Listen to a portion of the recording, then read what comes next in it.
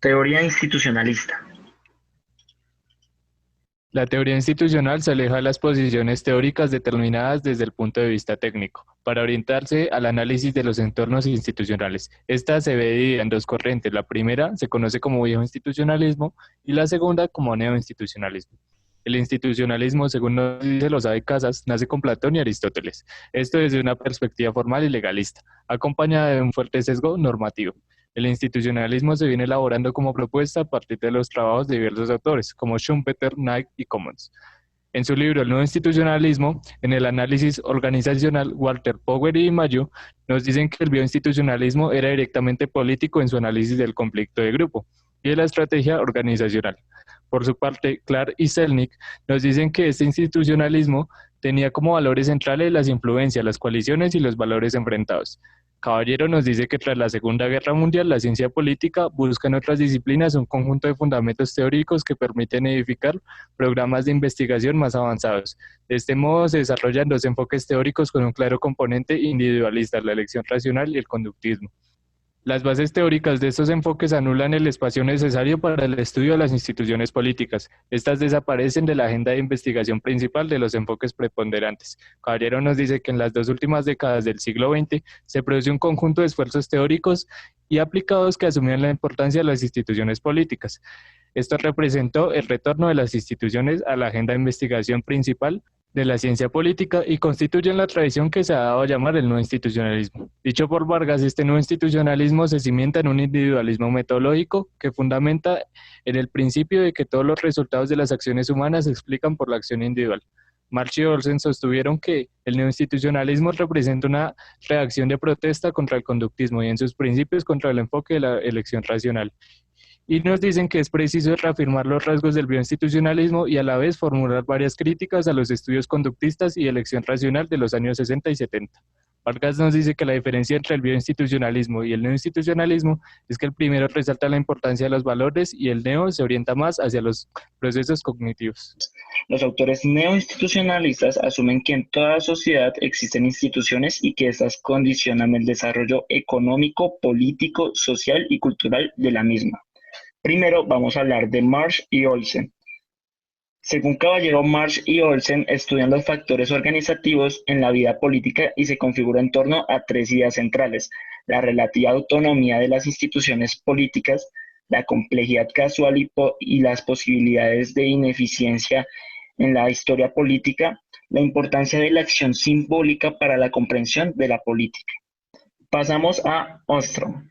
Ostrom compila y ordena de forma clara y profunda el estado actual de los avances teóricos, metodológicos y aplicados de la indagación neoinstitucional. Aquí pasamos con Peters. Peters señala la existencia de 7 versiones del nuevo institucionalismo: institucionalismo normativo, institucionalismo de elección racional, institucionalismo histórico, institucionalismo empírico, institucionalismo sociológico, institucionalismo de representación de intereses y institucionalismo internacional. De aquí pasamos a Robert Hall y John Taylor, que consideran que a lo largo de la década de los 80 y 90 del siglo XX existían 3 enfoques en la ciencia política que se autodenominaron nuevo institucionalismo, como reacción a las perspectivas conductistas. Primero, el institucionalismo histórico; segundo, el institucionalismo de elección racional; y tercero, el institucionalismo sociológico. Principales preocupaciones de la teoría institucionalista. Sus principales preguntas son: ¿de qué forma evolucionan las instituciones a través del tiempo? ¿De qué forma se caracteriza la cultura de una organización? ¿En cuáles costos de transacción incurren los miembros de una organización? Las otras preguntas son: ¿cuáles son las consecuencias producidas por las acciones de las organizaciones? ¿Cómo las instituciones reducen la incertidumbre en situaciones de intercambio? ¿Cómo resolver los problemas de coordinación para facilitar el intercambio? Los principales conceptos de esta teoría son: primero, institución. Su definición es algo difícil de explicar, ya que cada neoinstitucionalista propone su propio significado. Sin embargo, Peters nos propone 5 rasgos característicos de ella.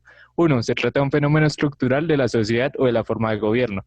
2. Se le atribuye una estabilidad a través del tiempo. Esta estabilidad dependerá de la corriente institucional. 3. Las instituciones crean reglas de comportamiento social. 4. Las instituciones permiten predecir algunos tipos de interacción entre sus miembros.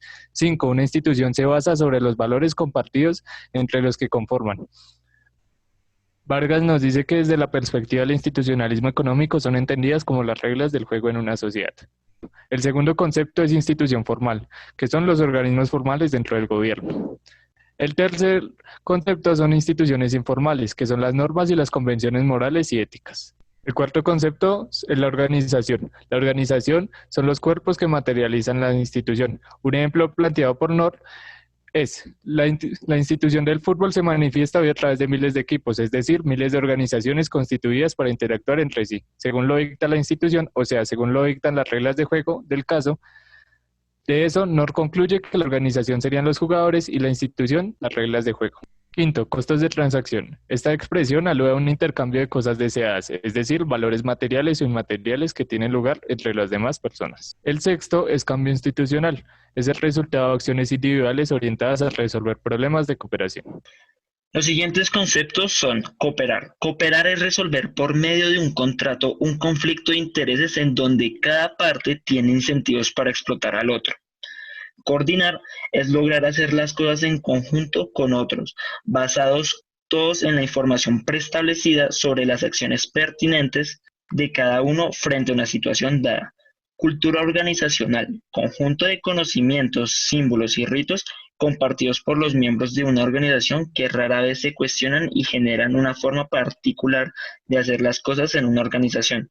Atención organizacional, habilidad que tienen las instancias inteligentes de la organización para observar y decidir acerca de los procesos que tienen lugar en las distintas subunidades organizacionales. Por último, mecanismos de adaptación, proceso de cambio para reducir resultados insatisfactorios generados por la alteración en el entorno. El estudio de las instituciones ha dado origen a una multiplicidad de alternativas analíticas existentes dentro del neoinstitucionalismo. En parte, ella se debe a que diferentes disciplinas han intentado aplicar el enfoque según sus intereses teóricos. Institucionalismo normativo, representado por March y Oslen. Este es el que se refiere a las rutinas y reglas dentro de las instituciones, y así estudiar el comportamiento de los individuos. Institucionalismo de elección racional, representada por Ostrom, Gardner y Walker, y adoptada por Chaples y Weisskantz. Este se refiere a que el comportamiento de los sujetos dentro de un institucionalismo se debe a las reglas e incentivos dentro del mismo, y que las personas buscan maximizar su utilidad. Institucionalismo histórico, propugnado por Oren y Skowronek, y representado por Tilly, se basa en que se tiene que mantener la política del pasado teniendo así una gran dificultad para el desarrollo de la evolución de las instituciones. Institucionalismo empírico, ejemplificado por Putnam, Waybury y Rockman, y Liebhardt, y para Latinoamérica por Linz. Es uno de los más viejos y su característica principal es el análisis de la estructura de un gobierno determinada a la forma como se procesan las políticas y se adaptan las decisiones gubernamentales. Institucionalismo internacional, ilustrado por la obra de Cohan y Cohan con Ney. Este le da importancia al comportamiento de los estados, ya que las interacciones internacionales son igual que las domésticas. Institucionalismo social, Knoll y Fernández y Goodwin. Este analiza la relación que hay entre la sociedad y el Estado y dice que este tipo de relaciones se aproxima a una condición institucional. Institucionalismo de redes, Porosa. Este es uno de los más nuevos y se basa en un institucionalismo, como su nombre lo dice, de las redes, el cual es más informal, pero hay una buena interacción entre sí con regularidad. El institucionalismo constructivo, por Lenz, Hay y Rossmann, y Switch. Este se basa en una construcción de ideas teniendo así un cambio para las instituciones. El institucionalismo cognitivo, por Max Vinos y Northy Charik. Este estudia el comportamiento y decisiones de los humanos, puede ser de forma colectiva o individual, tomando así herramientas de la psicología y del neoinstitucionalismo de elección racional. Los autores buscan demostrar que para dar cuenta, el fenómeno de carga de dependencia se debe partir desde el nivel cognitivo, proceder a través del nivel institucional y culminar en el nivel económico. Siendo conocedores de que la ciencia política busca describir, interpretar, explicar y predecir, para el estudio de esta debemos llegar a proposiciones generales y contrastadas empíricamente. Aristóteles es actor principal de esto, ya que nos plantea que la naturaleza de la ciencia política es la que se acopla mejor a cada causa basada en una situación existente. Siendo así, se menciona que el institucionalismo se caracteriza por una marcada abstracción y atención de la teoría por encima de ejercicios empíricos. Esta es una conexión con el estudio de la ciencia política. Por ende, podemos mencionar que el institucionalismo es el enfoque cuyo centro de atención recae específicamente sobre las reglas y procedimientos del sistema político, pues se toma una referencia para el estudio de este como lo sería la filosofía, el derecho y la historia.